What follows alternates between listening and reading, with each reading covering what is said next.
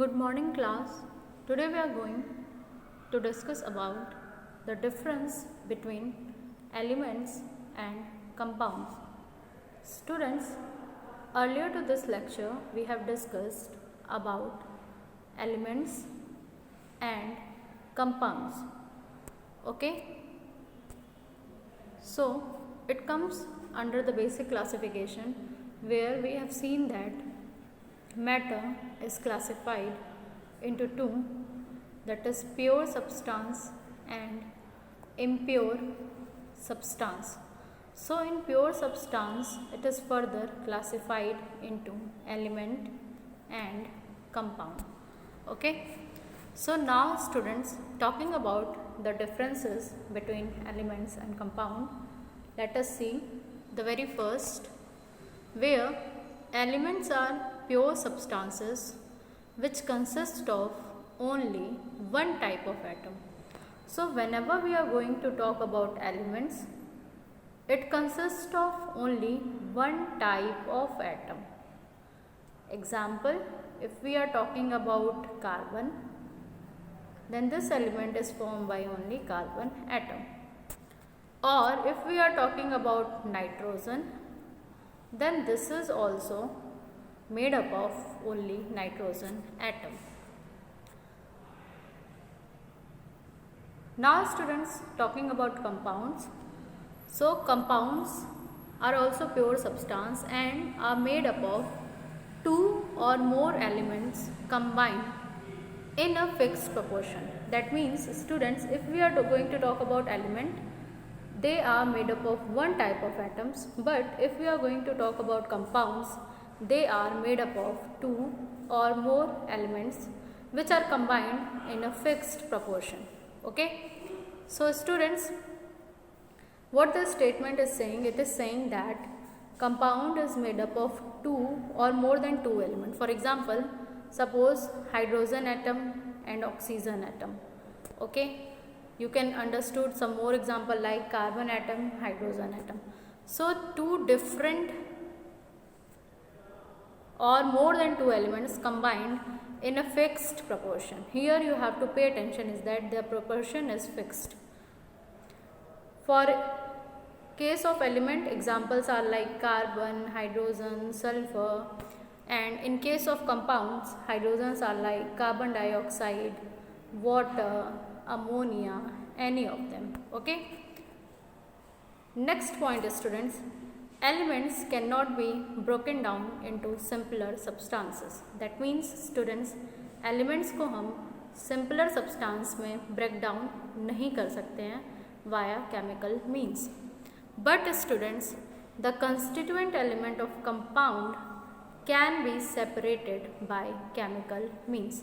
लेकिन स्टूडेंट, जो constituent element होते हैं कंपाउंड के, उनको हम सेपरेट कर सकते हैं केमिकल मीन्स के द्वारा. ओके, फॉर एग्जांपल स्टूडेंट्स, आप वाटर का ही केस देख सकते हैं. If we are talking water, अगर हम इसमें इलेक्ट्रिक करंट पास करेंगे सो ये अपने कंपोनेंट्स में ब्रेक डाउन हो जाएगा. Okay, that is 2H2 and O2. Next students, elements are 118 in number known so far, but talking about compounds, so compounds is much more.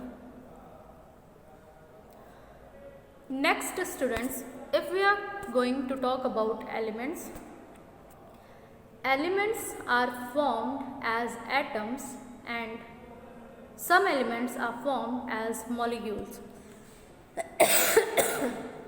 That means students, elements atom के तौर पे भी form हो सकते हैं कुछ एलिमेंट्स, और कुछ एलिमेंट्स मॉलिक्यूल के फॉर्म में भी फॉर्म हो सकते हैं.